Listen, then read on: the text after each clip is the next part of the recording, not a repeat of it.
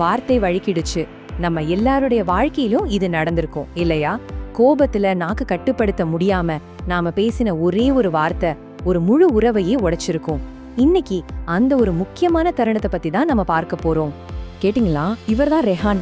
ரொம்ப கோவமா தன் நண்பன் கிட்ட போன்ல கத்திட்டு இருக்கான். ஒரு சின்ன வாக்குவாதம் இப்ப பெரிய சண்டையா மாறி நட்பு உடையிற நிலைமைக்கு வந்துருச்சு. ஆத்திரத்துல வர வார்த்தைகள் எவ்வளவு கூர்மையானது இல்லையா? வாங்க இந்த கோபமான தருணத்தை கொஞ்சம் உத்து பார்ப்போம். இது வெறும் ரிஹானோட கதை மட்டும் இல்ல, நம்ம எல்லாரும் அன்றாடம் சந்திக்கிற ஒரு சூழ்நிலை தான்.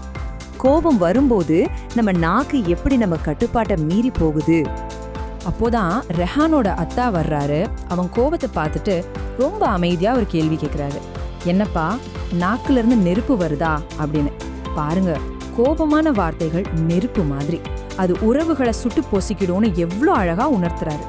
ரெஹான் கோபம் குறையாம சொல்றான், அவன் என்ன திட்டுறான் ஆத்தா, அதான் நானும் திட்டுவேன். அதுக்கு அவங்க அத்தா, அவன் தப்பு பண்ணா நீயும் தப்பு பண்ணுவியா அப்படின்னு ஒரே ஒரு கேள்வியை கேட்கிறாரு. இந்த கேள்வி ரெஹான ஒரு நிமிஷம் யோசிக்க வைக்குது, நம்மளையும் தான். அத்தா தொடர்றாரு, ரெஹான், இந்த சண்டையில நீங்க 2 பேர் மட்டும் இல்ல, 3ஆவதா ஒருத்தன் இருக்கான், ஷைத்தான். அவனோட ஒரே வேலை இப்படி மனுஷங்களுக்கு நடுவுல சண்டைய மூட்டி விட்டு வேடிக்கை பாக்குறது தான். குரான்ல கூட 17:53 வசனம் இதுதான் நமக்கு ஞாபகப்படுத்துது. சரி, பிரச்சனை இதுதான்னா இதுக்கு தீர்வு என்ன? ஷைத்தானோட இந்த சூழ்ச்சியை உடைக்க அல்லாஹ் நமக்கு ஒரு அற்புதமான டெக்னிக்கை கத்து கொடுக்கறான். அது என்னன்னு பார்க்கலாமா? அத்தா ரெஹானுக்கு சொல்லி கொடுக்க ஆரம்பிக்கிறார். என் கூட சொல்லு, யஹூலு. ரெஹான் திருப்பி சொல்றான், யஹூலு. அத்தா சொல்றார், அல்லதி ஹிய அஹ்சன். ரெஹான் அதையும் சொல்றான். இதோட அர்த்தம் என்னன்னா, என் அடியார்களிடம் எது மிகச் சிறந்ததோ அதையே பேசச் சொல்லும்.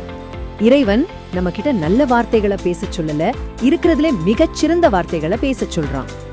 அல்லதி ஹிய அஹ்சன். இந்த அரபி வார்த்தைக்கு அர்த்தம் என்ன தெரியுமா? ஒரு சூழ்நிலையில வெறும் நல்ல பதில சொல்றது கிடையாது, இருக்கிறதுலே மிக மிகச் சிறந்த, தி அப்சல்யூட் பெஸ்ட் ரெஸ்பான்ஸ கொடுக்கிறது. ஒருத்தர் நம்மள திட்டும் போது அமைதியா இருக்கிறது நல்லது, ஆனா ஒரு புன்னகையோட அவருக்கு ஒரு நல்ல வார்த்தை சொல்றதுதான் அஹ்சன், அதாவது மிகச்சிறந்தது. சரி, ஏன் இந்த மிகச்சிறந்த வார்த்தைகள் இவ்வளவு சக்தி வாய்ந்தது? கோவத்தை கட்டுப்படுத்தி இந்த மாதிரி பேசுறதுனால என்ன பெரிய மாற்றம் வந்துட போகுது? வாங்க அடுத்த பகுதியில இதைதான் நாம பார்க்க போறோம். ரொம்ப சிம்பிள்.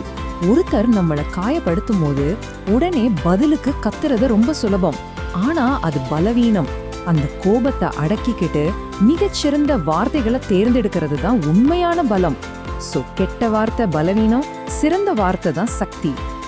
இந்த சக்திய பத்தி இன்னொரு குரான் வசனம் 41:34 இன்னும் அழகா சொல்லுது. தீமைய மிக சிறந்ததை கொண்டு தடுங்க. அப்படி செஞ்சீங்கன்னா உங்களுடைய பரம எதிரி கூட உங்களுடைய நெருங்கிய நண்பனை போல ஆகிடுவான். பாத்தீங்களா? சிறந்த வார்த்தைகளுக்கு எதிரியையும் நண்பனாக்குற ஒரு அபார சக்தி இருக்கு. அப்போ நாம மிகச்சிறந்த வார்த்தைகளை பயன்படுத்தும் போது என்ன நடக்குது? நாம ஷைத்தானோட திட்டத்தை நேரடியாவே தோற்கடிக்கிறோம். அவனோட ஒரே நோக்கம் நமக்குள்ள சண்டைய மூட்டி விரோதத்தையும் வெறுப்பையும் உருவாக்குறது தான். நாம நல்லதே பேசும்போது அவனோட மொத்த பிளானும் தவிடுபொடியாகுது. சரி, இந்த பழமையான அறிவுரையெல்லாம் இந்த காலத்துக்கு பொருந்துமா? நிச்சயமா. வாங்க இந்த டிஜிட்டல் உலகத்துல நாம எப்படி ஒரு டிஜிட்டல் டைட்டன் ஆகலான்னு பார்க்கலாம். கொஞ்சம் யோசிச்சு பாருங்க, இந்த மிகச்சிறந்ததை பேசு அன்ன கொள்கை இன்னைக்கு நம்மளோட ஆன்லைன் கமெண்ட்ஸ், வாட்ஸ்அப் சாட்ஸ்ல தான் அதிகமா சோதிக்கப்படுது. முகத்தை பார்க்காம பேசுறதால என்ன வேணாலும் டைப் பண்ணிடலாம்னு நினைக்கிறோம், ஆனா அங்கதான் நம்மளோட உண்மையான குணம் வெளிப்படுது. நீங்க ஒரு டிஜிட்டல் டைட்டன் ஆகணுமா? இந்த 4 படிகளை பின்பற்றுங்க. 1, போஸ்ட் பண்றதுக்கு முன்னாடி ஒரு கணம் நிறுத்துங்க. 2, உங்களையே கேளுங்க, இதுதான் மிகச்சிறந்த வார்த்தைகளா அப்படின்னு. 3, உடைக்கிற வார்த்தைகளை விட்டுட்டு உறவுகளை உருவாக்குகிற வார்த்தைகளை தேர்ந்தெடுங்க.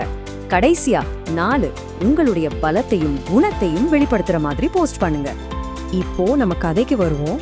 அத்தாவோட பேச்ச கேட்ட ரெஹான் என்ன முடிவெடுத்தான்? அவன் பலவீனத்தை தேர்ந்தெடுத்தானா இல்ல பலத்தையா? இதுதான் சக்தியின் தேர்வு. ரெஹான் பலத்தை தான் தேர்ந்தெடுக்கிறான். ஒரு பெருமூச்சோட சொல்றான், ஓகே அத்தா, நான் அவனுக்கு சாரி மச்சான்னு ஒரு வாய்ஸ் மெசேஜ் அனுப்புறேன்.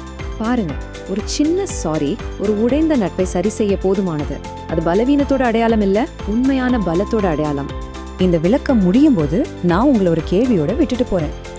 இன்னைக்கு உங்களுடைய உரையாடல்கள்ல, உங்களுடைய ஆன்லைன் காமெண்ட்ஸ்ல உங்களுடைய சக்தியை நீங்க எப்படி பயன்படுத்த போறீங்க? கெட்ட வார்த்தை என்ற பலவீனத்தையா அல்லது மிகச்சிறந்த வார்த்தை என்ற பலத்தையா? யோசிங்க.